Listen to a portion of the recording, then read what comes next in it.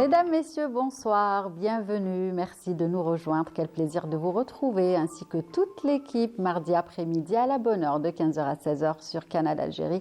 Et comme à chaque fois, je suis bien entourée avec des invités qui ont répondu présents, qui ont honoré notre invitation. Et aujourd'hui, à l'occasion du mois du patrimoine, beaucoup d'activités sont organisées pour répertorier, valoriser et aussi sauvegarder notre patrimoine culturel, matériel et immatériel. Eh bien, aujourd'hui, nous allons en parler avec Monsieur Mourad Betrouni, chercheur, un grand parcours, préhistorien également. Eh bien, nous avons le plaisir de l'avoir avec nous pour justement parler de tous les enjeux de ce mois, pourquoi pas du patrimoine. Et puis, nous allons nous intéresser aussi à l'art de la photographie. Nous verrons ensemble le potentiel créatif de deux photographes, Feray Ferida et Radi Rania, donc deux photographes qui annoncent une belle exposition. Elles aussi sont passionnées du patrimoine, vous le verrez tout à l'heure, et par les lieux, surtout la Casbah d'Alger également. Elles vont en tout cas partager tout cela avec nous dans un tout petit moment. Et puis aujourd'hui, nous vous proposerons et nous partagerons avec vous un nouvel espace qui sera donc animé par Wahida Salem Chérif, qui rejoint l'équipe d'À la bonne heure. L'occasion pour nous de lui souhaiter la bienvenue. En tout cas, nous sommes ravis de l'avoir avec nous. Et en tout cas, ce qu'il faut que vous sachiez, c'est que grâce à sa rubrique, nous allons tous replonger dans les souvenirs de notre tendre enfance, vous le verrez tout à l'heure, et l'occasion aussi de garder le lien avec les téléspectateurs, puisque vous pourrez nous appeler pour participer justement à la rubrique de Wahida Salem Chérif. Et je pense que maintenant vous êtes habitués au numéro qui est le 021 23 98 91, et ça sera pour la rubrique de Wahida Salem Chérif. Voilà donc le programme de l'émission de cet après-midi. Avant de retrouver tout ce beau monde, une petite pause musicale avec l'Anra et on revient juste après. À tout de suite. يا رب لطف لي حالي مرسول فاطمة يا داسي بسلام صيفت ولزاني وجاب لي مخيار وقريت في كتابه داك الدبليش ما نتباعو قالت ناتيك هكذا نخوش مرسول فاطمة طليفة نقرأ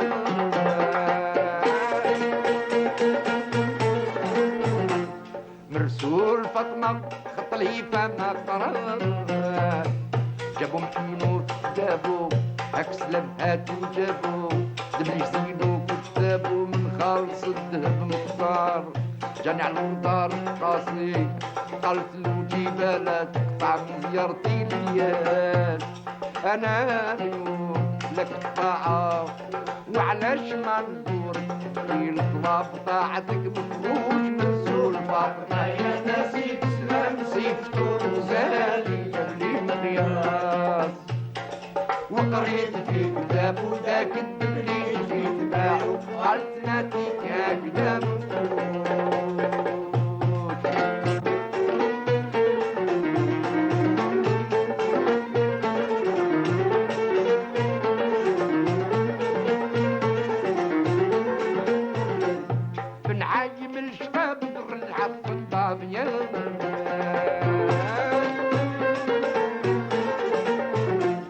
من عايم الشباب ضر العب الضاضية بك وكبو هزم رقباني هيدرا نهضر يساني وعلى الكدر سلواني سلطان بنصر يمصار حيط بالوصال وراسي دايتين كل خليل تودو خليلتو بالكاس فرغم طربي قلب شي الصباح يا الساقي بوجود النير عمر المرشوش مرسول فاطمة يا ناسي بسلام سيدور وقريت في كتاب وذاك الدبلي يتباعو قالت ناديك هكذا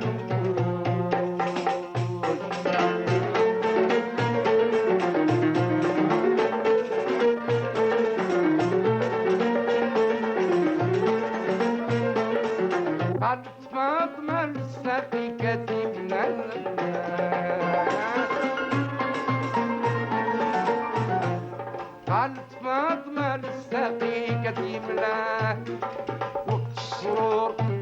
على مواتا ضرب كل ما يتواتى رد ثلاثة في ثلاثة وضر البلار هذا نهاجر يساني لا رقيب ولا واسي ولا من يحضيني معاك ما عدنا قولوا الفرخ موك لا يسكر بيض حربرني وما ممكن بسكر وجوج مرسول فاطمة يا ناسي سلام سيكتور سالي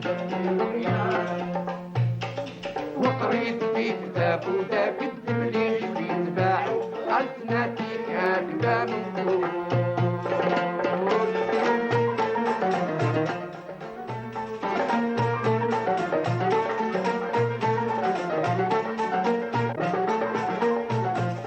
الطيار كل طير بصوتو يلغلغل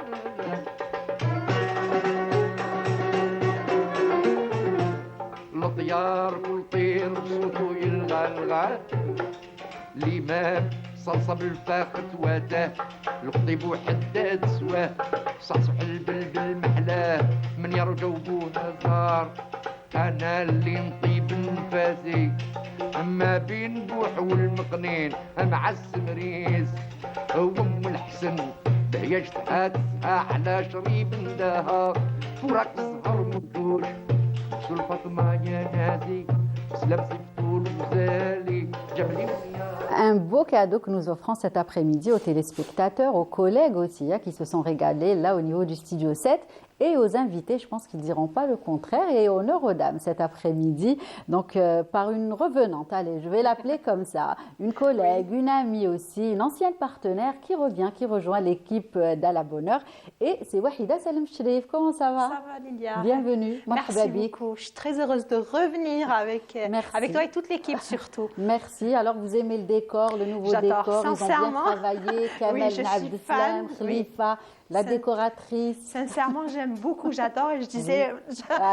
mais il manquait quelque chose, il manque quelque chose. Oui, Voilà, bon, on va essayer, on va voir. J'aime bien même l'ambiance, il y a une ambiance avec, on a vraiment l'impression d'être chez nous, avec des invités qu'on va découvrir et tout. C'est ça, en tout cas, nous sommes ravis de t'avoir avec nous, Wahida.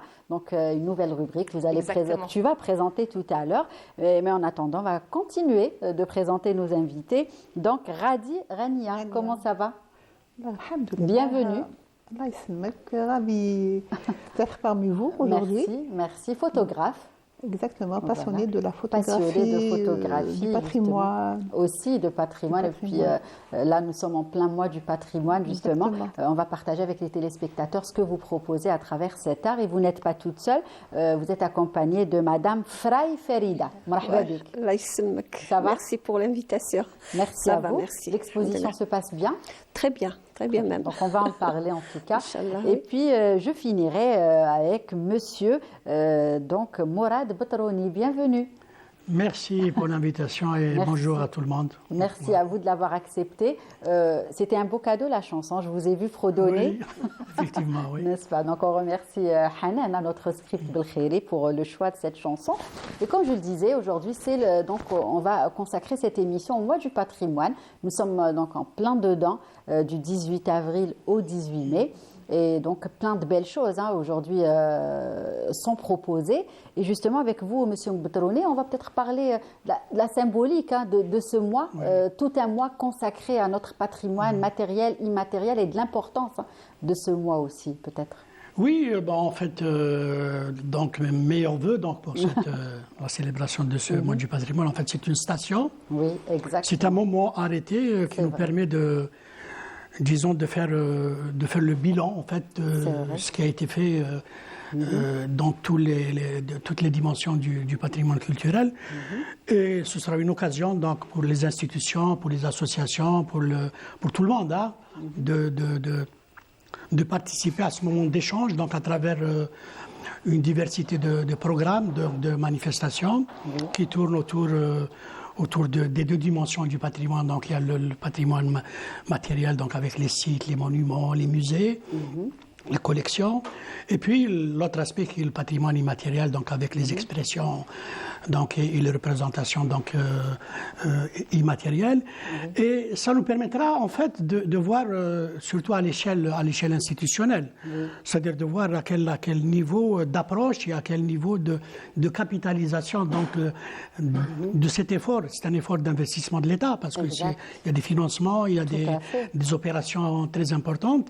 Et c'est en fait un examen à mi-parcours, c'est-à-dire d'une programmation qui va permettre à l'État, aux institutions, ceux qui financent en fait, et qui promeuvent le patrimoine, de voir dans quel est le rythme de notre effort comparativement à ce que nous faisons, c'est-à-dire toutes les institutions, les musées, les organismes, les établissements, les directions de culture, donc à l'échelle de toutes les wilayas, et aussi à l'échelle de notre participation à l'effort mondial, parce qu'on est dans les conventions internationales, donc au niveau de l'UNESCO, voir dans quelle mesure nous sommes partie prenante de cet effort mondial. Et le mois du patrimoine est l'une des stations qui permet de mettre en affleurement tout cet effort, et j'espère. Et chaque fois, il y a une thématique autour de laquelle toutes les parties donc, se mettent d'accord pour produire, préparer donc, des festivités, et des colloques, des conférences et des expositions. À l'échelle, non pas seulement à l'échelle des institutions, à l'échelle des associations, des écoles, des autres secteurs aussi qui sont partie prenante donc, de cet effort. Et chaque année, nous évaluons, c'est-à-dire quel... C'est ça, ce qui a si on est dans une sorte de bilan annuel. Voilà en gros. Très bien. Et peut-être on va aussi parler des sites. J'imagine que nous avons beaucoup de sites protégés, n'est-ce pas? Oui. Donc, est-ce qu'on peut un petit peu parler de ces sites? Oui, en fait, les sites, bon, c'est le label, les sites et monuments. Donc, ils sont répartis sur tout le territoire. Et il y a différentes catégories de sites. C'est des catégories. Et puis des catégories par thème et puis par période. Vous avez la période antique, vous avez les monuments romains, puniques, vandales, byzantins, ottomans, etc. Et puis vous avez la période moderne. Et vous avez une période plus importante qui est celle de la préhistoire. Donc depuis 2,5 millions d'années, vous avez des sites qui remontent à 2 millions, par exemple, et vous descendez jusqu'aux périodes les plus récentes de la préhistoire du néolithique. Là, vous avez les grands parcs du Sud, où vous avez des musées à ciel ouvert.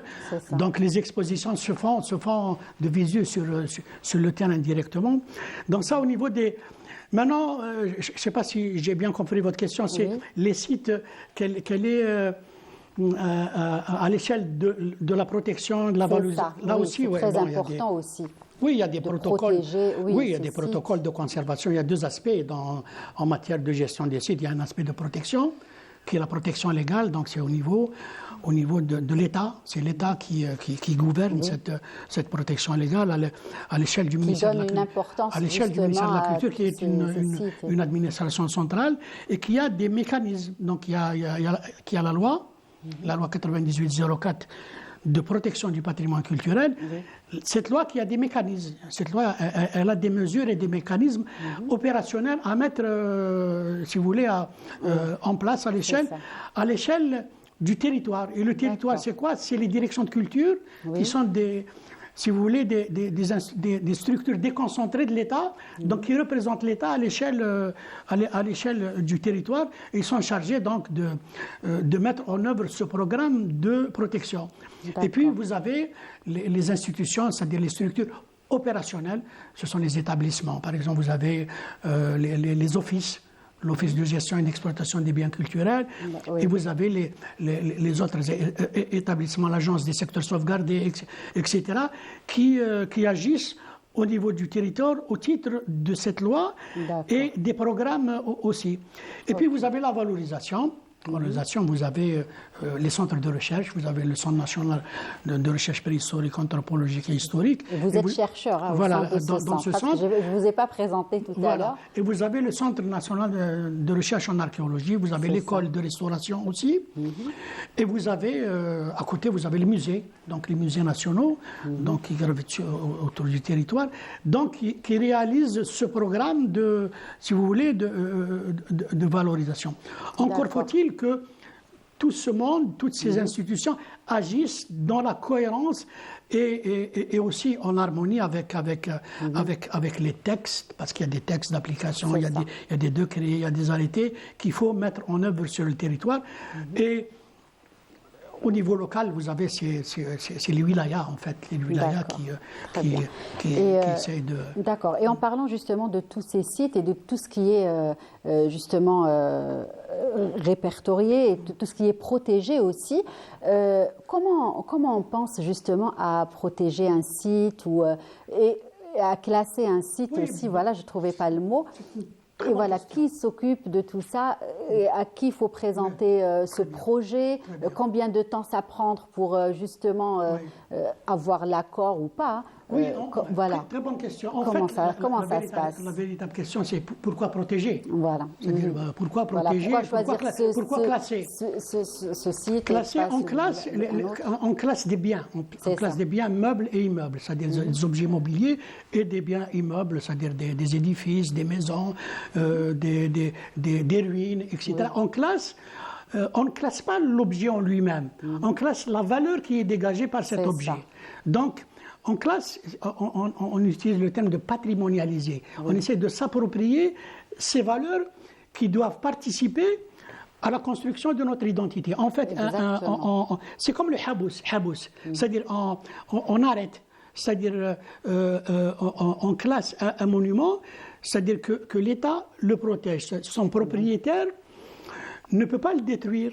Oui. Ne peut pas le transformer, ne peut pas lui changer cet aspect sur lequel on a greffé des servitudes, c'est-à-dire sur ses valeurs. Et cette trame à l'échelle du territoire, ce sont des lanternes qui nous guident, c'est-à-dire qui nous permettent chaque matin de voir ou chaque soir d'où est-ce que nous venons, ce que nous sommes et d'où est-ce que nous allons parler. C'est ça. L'idée du classement, ce n'est pas bloquer un édifice, parce qu'il appartient, une fois qu'on le patrimonialise, l'État le patrimonialise au titre de la nation, parce qu'il participe, si vous voulez, à la construction et à la continuité historique de la nation. Si on n'avait pas des sites classés, c'est-à-dire on n'a plus de repères, c'est-à-dire on n'a plus de bornes qui nous permettent de nous guider sur notre territoire et d'exister en tant que nation. C'est ça l'importance du classement. Mais encore faut-il que la protection, oui, c'est bien, mais il faut valoriser, il faut mettre en valeur, parce que ce n'est pas l'objet qui est important, c'est la relation, parce que le patrimoine n'est pas une somme d'objets. Le patrimoine, c'est une relation d'échange. C'est du sentiment, c'est de l'émotion qui est dégagée. Donc, c'est ça l'objectif, c'est de construire si vous voulez, cette patrimonialité pour l'échanger. Et aussi pour dire que ça nous appartient aussi, pour qu'on sache que c'est à nous. Oui, c'est une chance de les avoir aussi. Voilà, que c'est une chance et que c'est une fierté aussi. Par exemple, il peut être dans l'art culinaire, par exemple l'exemple du couscous, la musique raï aussi.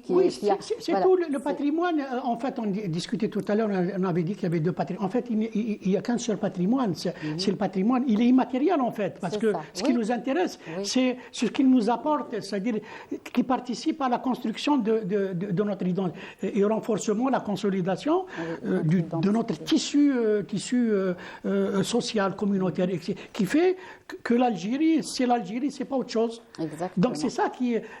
Il y a aussi ça c'est à l'échelle de la nation, mais nous participons aussi à l'échelle universelle, parce que nous dégageons, si vous voulez, des valeurs que nous partageons avec les autres, que ce soit à l'échelle de la région ou à l'échelle à l'échelle mondiale. C'est pour ça qu'on classe aussi, qu'on inscrit dans la liste du patrimoine mondial. Vous savez, par exemple, la Casbah d'Alger ou le Tassili, on le partage avec les autres nations qui sont aussi responsables de sa protection. Parce qu'on partage avec eux cette partie. Exact, et ça peut aussi peut-être booster le côté touristique. Oui, voilà. Non, le côté touristique. Aussi, hein. Les gens, s'ils vont voir l'Algérie, voilà, c'est des sites qu'ils vont retrouver et savoir que les sites sont là et que c'est un pays, que c'est à voir absolument. Non, il y a l'autre aspect du tourisme aussi. Le tourisme est un vecteur donc, du patrimoine, mais le tourisme aussi, on est dans l'économique aussi. Il y a un retour d'investissement. Il ne s'agit pas seulement de protéger l'État met de l'argent, met de l'argent chaque année dans des programmes de protection, de valorisation, de restauration, mais il faut penser aussi au retour d'investissement, c'est-à-dire qu'est-ce que ça nous rapporte. Donc ça c'est du côté, si vous voulez, du côté de l'économique. Du côté du tourisme, le tourisme c'est de l'industrie. Donc c'est dans le tourisme culturel, si vous voulez, qu'on doit réfléchir pour essayer de rentabiliser dans la perspective d'une plus grande conservation et protection de ce patrimoine. Très bien, donc on va continuer d'en parler avec vous. En tout cas, M. Mourad Betrouni, vous avez cité la Casbah d'Alger et plein d'autres lieux magnifiques à voir, à découvrir. Et ce que je vous propose cet après-midi, c'est d'aller du côté du musée Dar Khdaoudj Lamia, donc un reportage qui a été réalisé par notre collègue et ami Feri El-Hamdi, et on revient juste après.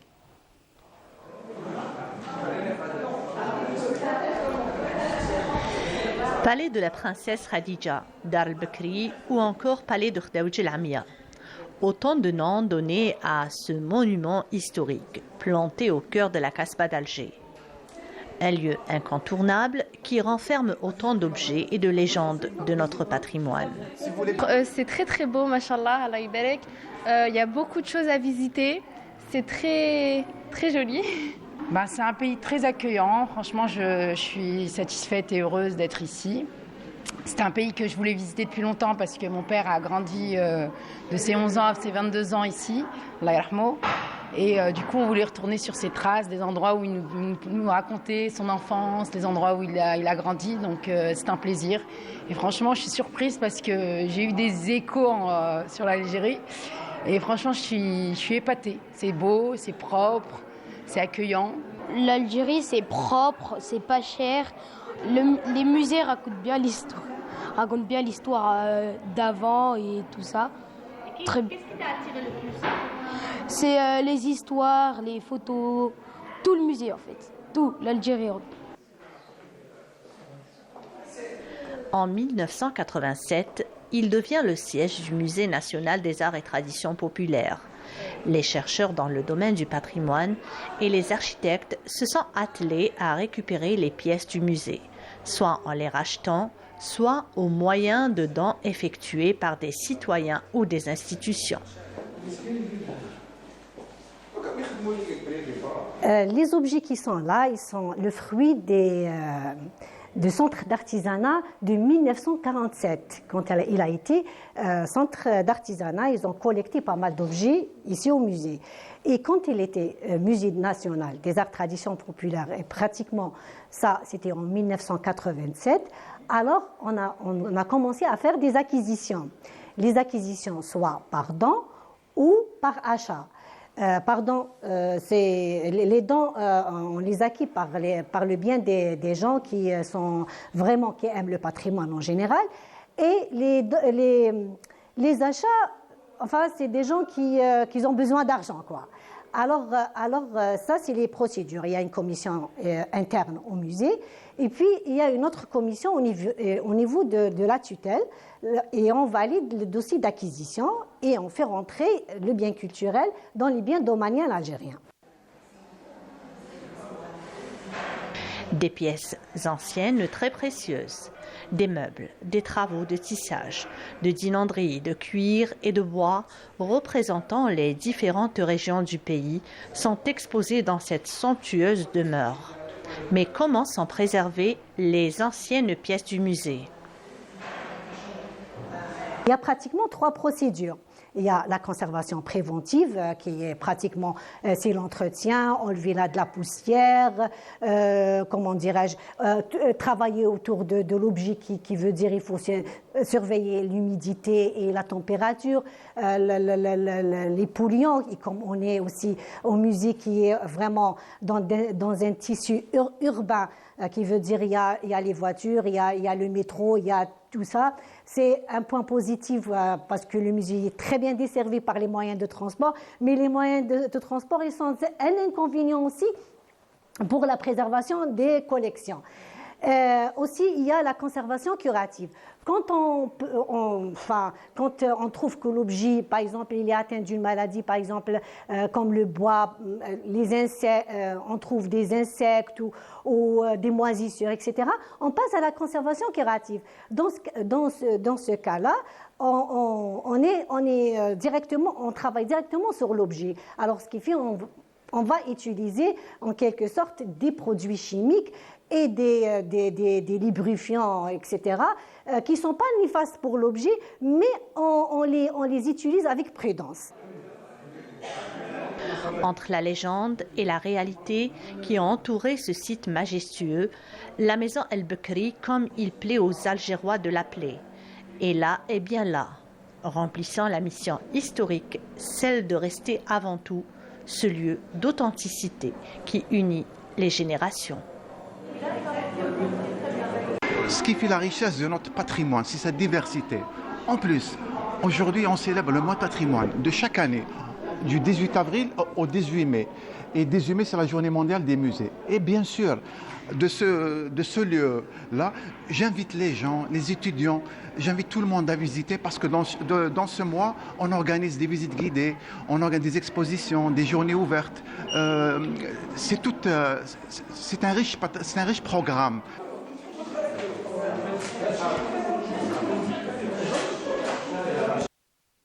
Voilà, donc un beau lieu à visiter absolument. Et j'imagine que vous avez déjà fait un tour, mesdames. Sûr. Nous l'avons visité plusieurs fois et nous avons même fait une exposition dans ce musée. C'était toujours dans le mois du patrimoine, c'était en 2019. Fin avril, début mai, c'était dans un thème voyage des aides, c'est-à-dire voyager à travers nos tableaux. Donc, il y avait pratiquement 28 wilayas à visiter dans ce tableau-là. Et justement, on va en parler. Et ce qu'on avait pu aussi comprendre à travers le reportage Wahida, c'est que l'entretien des pièces qui sont exposées est très important et que c'est un travail vraiment minutieux. Et puis, ce qu'on était en train de dire lorsqu'on était en train de regarder en même temps le reportage, c'est que nous, en tant que visiteurs, parfois, on est tellement impressionnés devant des pièces. Moi-même, j'avoue, qu'on a envie de toucher, de prendre des photos avec des flashs et tout. Et on se rapproche de l'objet, on met le flash alors que ça abîme. Et parfois, moi, personnellement, ça m'arrive de toucher. J'avoue, je sais, je regarde juste après. Voilà, on touche et on ne se rend pas compte. Imaginez si on est des milliers de personnes, de visiteurs à toucher. Et l'entretien, les gens, ils ne connaissent pas. On a vu même, lorsque tout à l'heure, vous avez parlé de tout ce qui est patrimoine qui est en plein... en plein air, on voit des tags, ce qui est triste aussi. On avait déjà parlé de ça il y a plusieurs fois. Et il y a parfois des personnes, ils arrivent, c'est des touristes, ils taguent leur prénom ou ils laissent un petit message, mais ils ne savent pas que cela peut abîmer, ça ne part pas juste comme ça. C'est beaucoup d'entretien. Le tag, c'est un phénomène qui prend de l'ampleur. C'est surtout dans les sites sahariens qui sont en plein air, surtout les peintures et les gravures rupestres, on voit des choses inacceptables. Là aussi, il faut faire... c'est de la prévention qu'il faut, parce qu'on ne peut pas mettre un gardien sur des territoires. Tous les coins et recoins aussi. Hein. Donc il y a tout un travail de pédagogie qui doit être fait. Et ce que vous dites aussi au niveau des musées, c'est vrai que quand on rentre dans un musée, on ne sait pas ce qu'il y a dans l'arrière-boutique. C'est-à-dire qu'est-ce qui se fait, ce que font les conservateurs. Maintenant, il y a la technologie, il y a la science qui nous permet aussi d'accéder à ces si vous voulez, à ces mesures de curatives, disons, pour agir sur les moisissures, sur tout ce qui affecte, par exemple, le cuivre, le bois, le tissu, surtout dans le musée des arts et traditions populaires, donc, qui agissent sur ce type de matériaux. Et là, c'est-à-dire on les félicite pour le travail de ces conservateurs, pour le travail qu'ils font dans leur laboratoire. Ça, c'est vrai. On ne le voit pas dans les vitrines, parce que la vitrine, on a l'objet. Mais c'est un grand travail qui est fait derrière. Voilà, c'est un grand travail qui est fait derrière. Comment suivre, parce que le mal, il évolue. C'est-à-dire la moisissure, elle prend et puis elle s'étend sur les autres, sur tous les tapis, tous ces matériaux qui nécessitent une attention, une vigilance aussi des conservateurs et aussi des visiteurs, comme vous le dites, qui doivent savoir que c'est pas prendre conscience. C'est pas aussi simple. C'est pas aussi simple que ça. Très bien. La pollution, par exemple, elle parlait du transport. Le transport, surtout les problèmes de pollution qui sont, on ne les voit pas, mais qui agissent pernicieusement sur les matériaux. Les matériaux, c'est une arme à double tranchant. C'est bien que le musée soit bien desservi, mais à côté, il y a bien sûr les effets néfastes de la pollution sur ces objets de valeur, et de beaux objets en tout cas de valeur. Et justement, vous avez parlé d'objets qui attirent. Nous aussi, c'est les photos de Farida et Rania qui nous ont attirés. C'est pour ça qu'elles sont avec nous cet après-midi. Donc, plusieurs expositions, un beau parcours. Allez, par qui on va commencer? Fray Farida. Alors, on est là pour parler de notre... Voilà, déjà, comment vous trouvez, depuis quand vous avez trouvé le temps, du temps à consacrer à la photographie? Parce qu'avant, vous faisiez autre chose. Oui, à l'origine, j'étais une passionnée de la photo. Mais pratiquer la photo comme je veux, c'était après la retraite. Voilà, c'est ça. C'était temps libre parce qu'elle demande beaucoup de temps libre. Vous étiez dans l'enseignement? Dans l'enseignement secondaire. Ma mémoire est bonne. Oui, professeur formateur au lycée. C'est ça. En histoire géo. Voilà.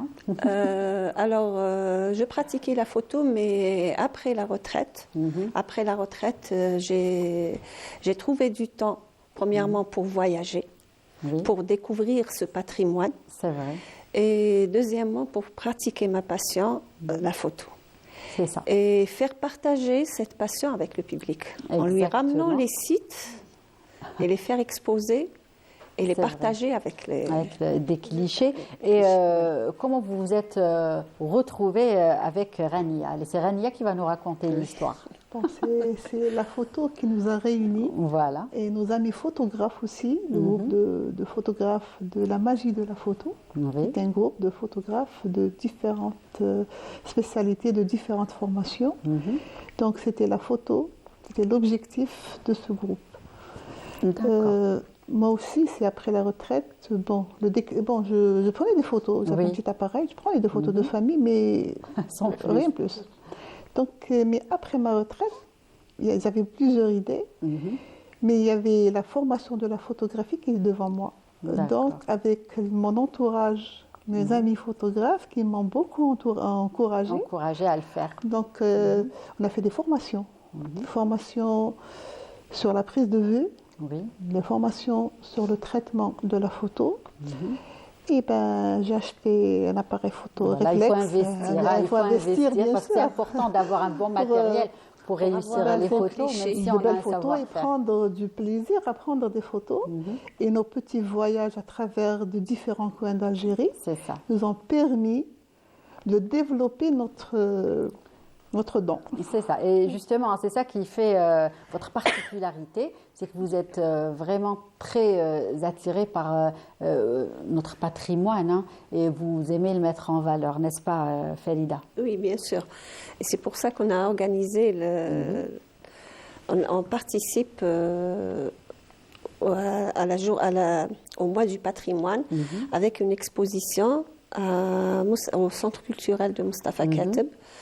On lui a donné un titre, l'âme de la Casbah. Voilà. Et justement, là, une première photo. Oui, ça c'est ma photo. C'est la photo de donc Rania. ça, c'est la photo de Rania. Allez. Ça, c'est l'entrée vers l'expo. C'est la porte. D'accord, c'est une porte. D'accord. Et ce qu'on a pu voir, c'est que peut-être la photo est un peu traitée. Ou je me trompe? Bien sûr, donc la photo... C'est aussi une technique, j'imagine. Une technique et puis même l'empreinte de l'artiste. Donc il faut que chacun de nous met son empreinte sur sa photo. D'accord. Donc je prends la photo, bon, je garde les lumières, mais je mets toujours mon empreinte. Moi, on aime toujours donner un aspect de peinture. Voilà, donc de loin, on nous dit, voilà, ça c'est de la peinture. Moi j'aime bien cette question. Est-ce que c'est de la peinture ou c'est de la photo? Donc, entre les deux. Donc, la plupart de nos photos sont pratiquement retouchées à notre manière. Alors, une autre photo, c'est celle de qui, Rania ou Felida? La grande, c'est la mienne. D'accord. Alors, c'est... Voilà, on a essayé même dans cette expo de donner un aspect artistique à quelques photos. Et surtout pour les photos de la Casbah d'Alger. Oui. C'est pour ressortir cette âme de la Casbah et les faire ressentir aux gens qui viennent visiter. C'est vrai qu'il y a une atmosphère particulière. Oui. Exactement. Et à travers ces 2 jours, depuis dimanche, on a ressenti qu'on a atteint notre but. D'accord. Parce qu'il y a des gens qui viennent, ils se rapprochent des photos, comme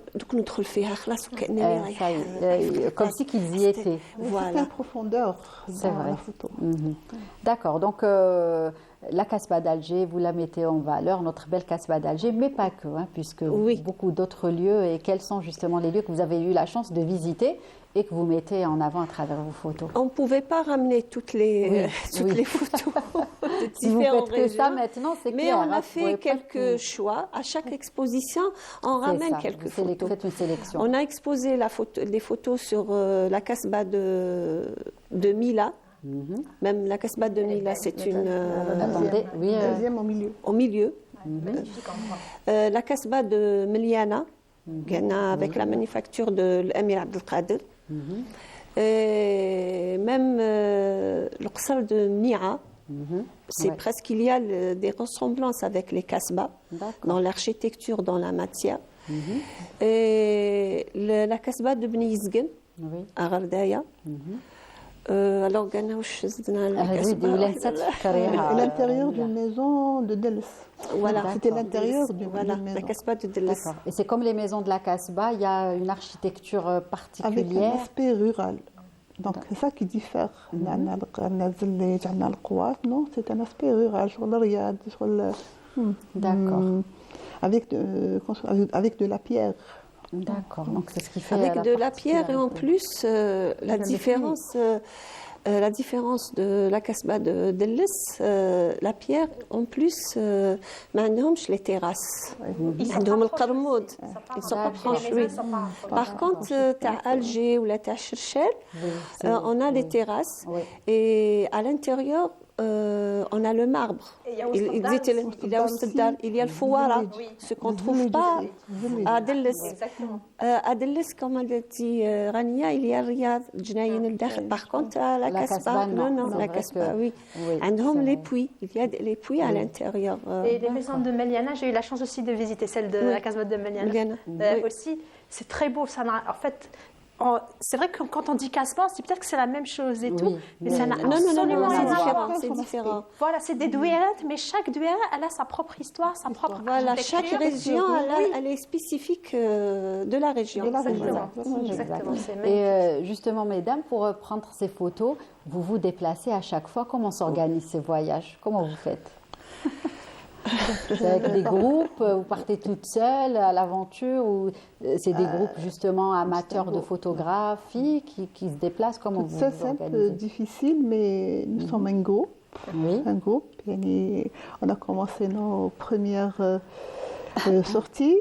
Bon, moi, c'était en 2015-2016. Ma première sortie, c'était à Jmila. D'accord. C'était à Jmila. Après Jmila, c'était Beni Abbas. Beni Abbas. Plus les sorties de la journée, des séjours. Oui. Donc, soit des week-ends, soit un séjour de 4 à 5 jours. Ça dépend du site aussi et de l'organisation. Ou bien c'était les sorties de la journée. Généralement, la journée, c'est la Kabylie. La découverte des villages perchés sur les montagnes, vraiment de... D'accord. Et est-ce que chacune prend des photos comme elle le veut, ou vous concertez et après vous comparez les photos? Comment ça marche? Oui. Je vous confie une chose. Bon, des fois, on est à la même place. Ah, sans le vouloir. Sans le vouloir. Bon, on fixe un objectif. Là qui te vérifie ou là Non. Mais non, au contraire. Au contraire. Le résultat n'est pas le même. Ah, ok, j'ai compris. Même parfois, je découvre un angle ou la partir كي نروحوا في السيت هما يروحوا يحوسوا يقصروا احنا نحوسوا على les angles. D'accord. نحوسوا les angles. Alors tiens, je découvert un angle. نشوفوا نصوروا لا غنيه روحي شفتي هذا الانجل نو تاخذ la même photo في le même angle بصح ما يخرجوش le même résultat. Le résultat est différent de cet art, je pense. Et vous n'êtes pas identiques. Chacune la même heure. Donc l'horaire est différent. L'angle de prise de vue, c'est pas le même. D'accord. Il y a deux tableaux qui sont les miens. قال لي هذا ماشي هو non si شوفي هاو الميناري مي لونغ اللي وين كنت واقفه سي با لو ميم. Et les lumières jouent un grand rôle. Bien sûr, la photo c'est déjà le dessin de la lumière, dessin avec la lumière. C'est vrai. En tout cas, ça donne envie. Ça donne envie de découvrir des photos. Venez voir, soyez nombreux. Oui, on se déplacera, Wahida. On va se remettre à se déplacer maintenant que vous êtes avec nous. On va continuer d'en parler. En tout cas, ce n'est pas fini. Mais juste avant, ce que je vous propose, c'est d'aller justement au centre Mustafa Kette pour découvrir une belle exposition algéro-palestinienne. Et on revient juste après. À tout de suite.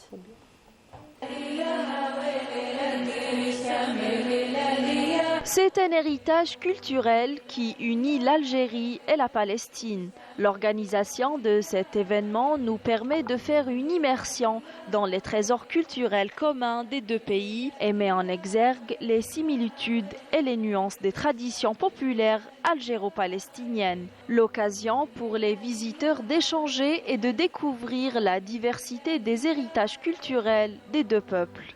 C'est une journée qui marque le partage entre deux peuples qui ont énormément souffert et qui ressentent la souffrance de Ba'dahum. D'un autre côté, ça a été et c'est l'occasion de faire connaître la culture palestinienne aux Algériens et la culture algérienne aux Palestiniens. On a des points communs par rapport à la civilisation islamique. Alors, sur le plan, c'est-à-dire l'habit traditionnel, l'art culinaire, on a beaucoup de points en commun avec la Palestine. On doit être solidaire avec le peuple palestinien. On ne peut pas ne pas l'être. La culture palestinienne, il faut la mettre dans sa globalité. En fin de compte, si vous voulez, c'est ce qu'on appelle le Moyen-Orient avec Bled Shem. Vous pouvez l'intégrer avec plus proche avec les Syriens, les Libano-Syriens. Si vous voulez parler de l'humanité, tout est né de là-bas. C'est pour cela que les trois religions monothéistes se bagarrent ce lieu, parce qu'il est tellement riche. Donc, et cette richesse, ceux qui ont été toujours là, ce sont les Palestiniens. Ils ne sont pas venus d'ailleurs. Cette exposition revêt une symbolique profonde, incarnant un dialogue vivant entre deux nations, unies par des liens historiques et culturels forts. Dans le cadre du mois du patrimoine, nous avons organisé une exposition du patrimoine palestinien. En parallèle, il y a l'exposition du patrimoine algérien. On va dire pourquoi, parce qu'il y a un trait de ressemblance vraiment important entre les deux cultures, sur le plan l'art culinaire, sur le plan vestimentaire, dans les traditions un petit peu qui se ressemblent vraiment, et voir la conjoncture actuelle ce qui se passe actuellement dans le monde, on a besoin de mettre un petit peu en valeur le patrimoine palestinien avec notre patrimoine. Une rencontre qui renforce les liens d'amitié et de solidarité entre les deux pays frères et incite les générations futures à préserver et à perpétuer cet héritage commun précieux. Voilà un reportage réalisé par notre collègue Majda Djahmoun. Donc une belle initiative, Monsieur Ptroni. Oui, et une belle symbolique aussi. Oui, c'est encouragé aussi. Il faudrait qu'elle arrive à échanger essayer de s'étendre. C'est ça. Donc, mesdames, vous avez la chance justement de participer à cette exposition. Donc, qu'est-ce que ça fait justement cet échange avec cette culture palestinienne? Et ça se complémente. La culture algérienne, la culture palestinienne, il y a le commun aussi. Il y a beaucoup de choses communes, surtout dans l'habillement. Il y a la broderie. C'est ça. D'accord. Très bien. En tout cas, vous avez vous y êtes en ce moment. L'exposition se poursuit jusqu'à quelle date? Jusqu'au 1er mai. Jusqu'au 1er. D'accord. Donc vous proposez combien d'œuvres, combien de photos, pardon? 28. 28 photos. 28 et de différentes régions d'Algérie. De différentes régions.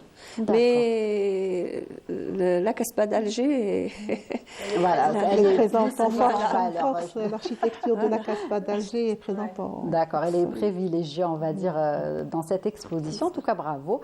Et puis, on va continuer. Ce n'est pas fini. On rappelle, donc, nouvelle rubrique de Wahida Salem Chérif. Donc, et le numéro, parce que vous pouvez nous contacter pour, bien évidemment, donner votre avis ou nous dire tout simplement ce que vous avez à dire et qui est en rapport avec la thématique de Wahida d'aujourd'hui, le numéro 021 23 98 91 et nous serons ravis de vous avoir avec nous cet après-midi. Et tout de suite, on accueille Wahida. Il y a un jingle ou pas? Pas encore. Ok, allez, la semaine prochaine, promis. La semaine prochaine, vous allez avoir... Alors, pour ma rubrique... Cette saison. On ne va pas voler celui de Mina, ça ne se fait pas. Non, du tout. D'ailleurs, on lui fait un coucou. Mais la semaine prochaine, Wahida aura son jingle promis. Voilà, j'ai hâte d'ailleurs de le découvrir. Comme on est en train de parler patrimoine, comme on parle de nos traditions, on fait très attention, on essaie vraiment de les sauvegarder. Moi, aujourd'hui, je vous ai choisi pour cette saison une rubrique qui s'appelle Shkoun Yishfa. On va commencer par la première photo. On va partager une photo et vous allez nous dire qu'est-ce qu'elle vous rappelle cette photo. Voilà. Ouais. Donc, elle arrive. Oui. Hanan va se charger justement de mettre la photo qui nous rappellent de... Voilà. Donc Wahida en fait va nous replonger dans les souvenirs de notre tendre enfance. J'imagine qu'il y a plein de choses, on est nostalgique, à plein de choses, des odeurs, plein de choses en tout cas. Et justement Wahida, elle va nous faire rappeler tout ça à travers sa rubrique. Alors, le carrelage, où est-ce qu'on le retrouvait? Dites-nous. Dites-moi. Vous me regardez. Monsieur Ptroni, ça vous fait rappeler quelque chose? Les anciennes maisons. Voilà. Oui, les anciennes maisons. Le couloir. Oui, c'est vrai. Et c'était dans quelle maison quand on partait? Grand-mère. Exactement. C'est vrai. Donc aujourd'hui, c'est exactement, c'est tu fais bien, tu fais bien. دارنا ديجا دار قديمه ومازلنا الكارلاج هذوما لونسيان كارلاج. Exactement. C'est les maisons des grands-parents. Voilà, c'est très beau. Il y en a de toutes les couleurs. D'ailleurs, même quand on est enfant, on ne se rend pas compte de la valeur de la chose dès qu'on rentre. On s'identifie. On sait où on est. Si on est chez les grands-parents du côté maternel ou paternel. Parce qu'ils sont différents. Exactement. Il y a de très très belles couleurs. Donc il y avait des couleurs éclatantes. Même le carrelage qu'il y a dans une chambre, il est différent de la salle à manger, il est différent du couloir, il est différent il est différent, les couleurs, il est différent, le couloir, le bit al-qaïd. Monsieur Ptroni, celui-ci. Il y a des couleurs qu'on retrouve malheureusement plus. Maintenant, on est dans les standards. Le jaune avec le jaune canari, moi c'est pas. Exactement. Il y a toujours un mélange entre le jaune, le rouge et le vert qui rappelle les couleurs de notre Algérie. Donc avec du blanc, du marron, beaucoup de marron. Donc voilà. Ça revient, oui. Monsieur Ptroni, ça vous fait rappeler quand même les anciennes maisons. صح بالي ماكش متفكر جايه ما شفتش. Une fois qu'on y accède chez nos grands-parents, chez Dagmani, qu'est-ce qu'on retrouvait aussi chez Dagmani?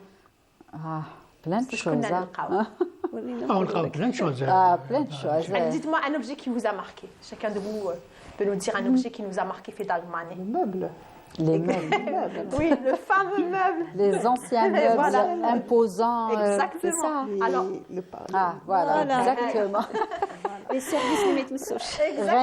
Rania Djibtiha, Raki, bien. 10 sur 10. Alors, le service اللي واحد ما يمشوش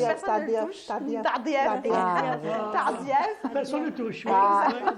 C'est comme un musée, ils sont exposés, on n'a pas le droit d'y toucher, donc ils sont bien conservés, c'est pour les invités aussi. Pour les invités. C'est vrai. Mais on a un petit peu gardé, qu'on le veuille ou pas, on a un petit peu gardé ça. Oui. Même si moins que nos grands-parents, mais on a toutes, je pense, Et là, on a aménagé pour la place à la télévision. Exactement. Voilà. Donc il a évolué, on a aménagé. Il y a eu une évolution, effectivement. Ouais. On a trouvé la place de la télé. Exactement. Il y avait l'avant à la télévision, ensuite après la télévision, on a dû l'aménager, mettre un espace pour mettre en valeur la télé, parce que c'était pas tout le monde qui pouvait se permettre d'avoir une télé. Il fallait l'exposer. C'était un signe de richesse. Exactement, bien prendre soin d'elle, mettre des trucs, des napperons avec elle.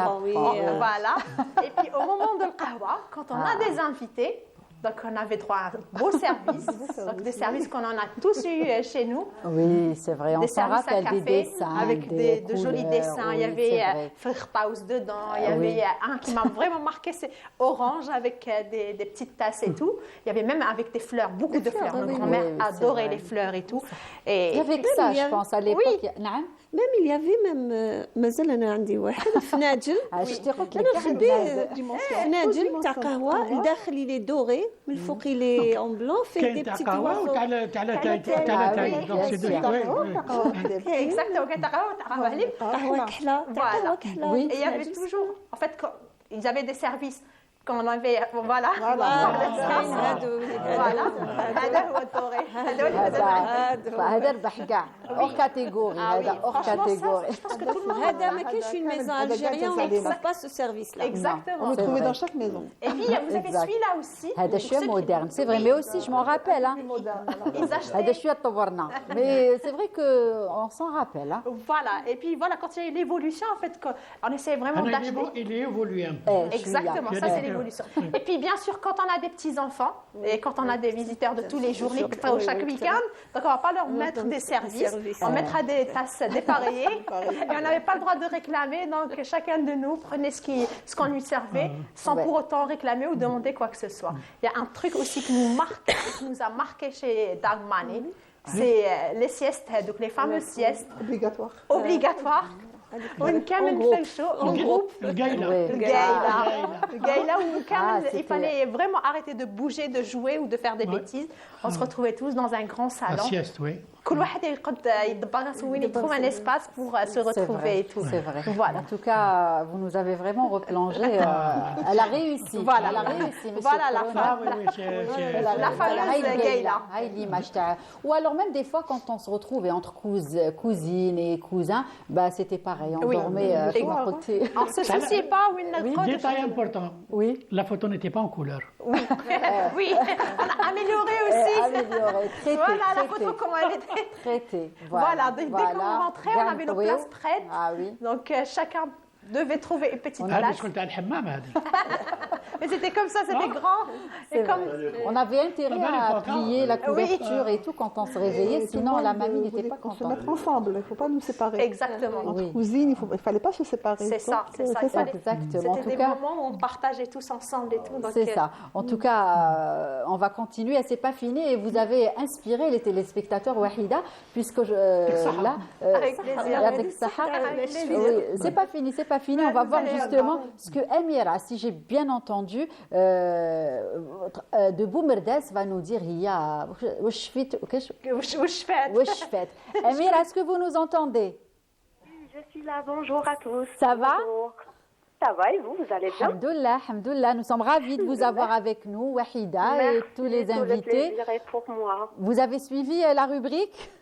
Ah oui, Franchement, bravo pour. Elle a réussi sa mission pour cette première. Je suis Tony de très bons souvenirs que j'ai passés dans Darmani. Allah yarhamhum. Et je suis très émue. Honnêtement, je suis très émue parce que c'est la première fois que je regarde une émission pareille où ça nous fait rappeler de très bons souvenirs. C'est vrai. Et justement, puisque vous nous avez contacté, Amira, justement. Oui, Wahida, vas-y, attends. Je vous laisse avec Wahida, parce que c'est la rubrique de Wahida. Oui, alors, Paulina, bonjour Wahida. Bonjour, ça va, vous allez bien? Merci déjà pour votre rubrique, parce avec que c'est des souvenirs incroyables. Tant mieux, très bien. واحد فينا عنده des souvenirs في Darmano. إذا أنايا je vais vous parler Justement, وشنو هو السوفينير ديالك؟ Pardon? وشنو هو السوفينير ديالك في دارمانك؟ لو سوفينير تاعي في دارماني هذيك لا بيبيوتيك. أنا حبيت نهضر لكم على لا بيبيوتيك. إذا هذيك لا بيبيوتيك العجيبة الأسطورية تحط فيها لو تورن ديسك. اه وي دونك الواحد ما يمسهم ديرهم هي كي تحب تسمع يقول لها خاطرها اسمعي يلا نوضي يا لاله فاطمه الزهراء تسمع احنا ما عندناش نسمع. سينو هذاك لو فامو سيرفيس اللي فيه الوسمو اللي فيه الورد ولا فيه نسيت وشنو الزيوشات هكا مديسينيين هذاك يخرج غير لي زانفيتي. وي حنا نشوفوه غير بعينينا. كي توصل وقت القهيوه تاع العشيه انت تشربي سا ديبون واش صح لك يا شرب مسقم يا شرب مفروم. سي فري اون بليس سي فري صح سي فري هذه هي. كي ندورو في وقت القهوه في هذيك الميده ايضا ما تشربيش كاع في هذاك واتونسيون تغلطي تقولي لها ماني وهذاك السيرفيس هذاك سكتي عليا ما كاش هذاك الضياف هذاك الفرح ولا في الفرح يتدبد. C'est vrai. Il y a aussi le Mida, là on est en train de voir. Le Mida, c'était. Voilà, le Mida qui regroupait tous les membres de la famille. Tout le monde prenait son café ou tout le monde mangeait au même moment. Ouais, en tout cas, de beaux souvenirs. On est nostalgique à cette ambiance, Amira. Franchement, moi, je suis très émue parce que c'est des moments incroyables et malheureusement, on ne pourrait jamais revivre ce qu'on a vécu dans Mana. Jamais. En tout cas, l'occasion pour nous, justement, de saluer Gal et Mami. Ou les maîtres, Allah yarhamhom. On les regrette, bien évidemment, mais Allah yarhamhom. Mais on garde que de beaux souvenirs grâce à elle, en tout cas. Ben, Mira, merci à Teksaha. Merci beaucoup. Merci à vous, franchement, bravo. Et puis, ça m'a fait énormément plaisir. Et puis, bonne continuation et chapeau bas pour cette rubrique. Merci beaucoup et restez fidèles à cette émission et au programme de Canal Algérie. Ah oui, Wahida est là pour ça. Wahida est là pour ça en tout cas. Merci beaucoup Amira. Allez, au revoir. Au revoir. صحق هيوتك. On est en plein وقت القهوة. صحق هيوتك. Dans un beau service. ماشي مفروم خلاص حنا دوكا شوية ونا بدلنا شوية العادات. Oui. Allez, au revoir. Allez, au revoir Amira. Au revoir. Au revoir. C'est fou Lilia, ça nous a marqué avec le service dépareillé. On n'avait pas le droit de réclamer. Exactement. Et on était heureux. En tout cas, merci Wahida. Avec plaisir. On a hâte de vous retrouver, enfin de te retrouver la semaine prochaine, c'est ça, mardi prochain. Et puis, il est temps pour moi aussi de remercier les invités. Monsieur Ptroni, Ateksaha. Merci beaucoup. J'espère que vous avez apprécié cette heure. J'ai beaucoup appris. Voilà. Super. Et vous avez passé un bon moment, j'espère. Très bien. Super. Farida et Rania. Merci. Donc, on rappelle l'exposition qui se tient actuellement à la galerie Kateb Yassine au centre-ville. C'est bien desservi aussi. Faites attention à vos photographies, qu'elles ne soient pas. Voilà, pour qu'elles restent longue longtemps en tout cas. Et bravo pour tout ce que vous faites et tous ces beaux lieux en tout cas que vous mettez en valeur et qui j'imagine fait vraiment plaisir aux visiteurs. Voilà, je suis encore avec les téléspectateurs et justement l'occasion aussi de les saluer. Et merci de nous avoir suivis. Nous aurons le plaisir de vous retrouver toujours demain à la bonne heure de 15h à 16h sur Canal Algérie. Et c'est Mina qui sera de service. Merci à toute l'équipe. Très bonne suite des programmes et prenez soin de vous. Au revoir.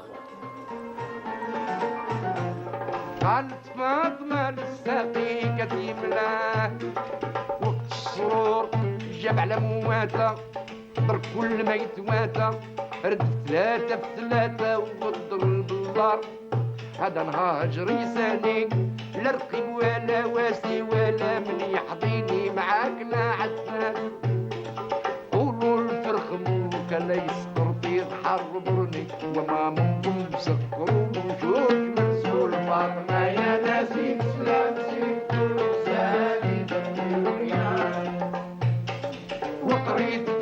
كتابو داك الدبليش في تباعو قالت ناتيك هكذا من طول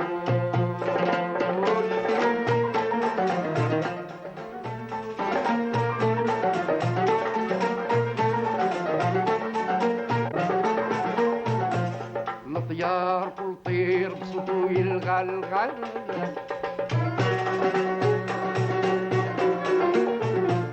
الطيار كل طير بصوتو يلغى الإمام صلصة الفاقة واتاه الخطيب وحداد سواه صحصح البلبل محلاه من يرجو بوها زار أنا اللي نطيب نفاسي أما بين بوح والمقنين مع السمريس وأم الحسن بهيج تحاتها على شريب نداها فراق الصغر مدوش الفاطمة يا نادي سلام سيفتول وزالي جاب لي مقياس وقريت في كتابه داك الدبليش في تباعو قالت ناتيك هكذا من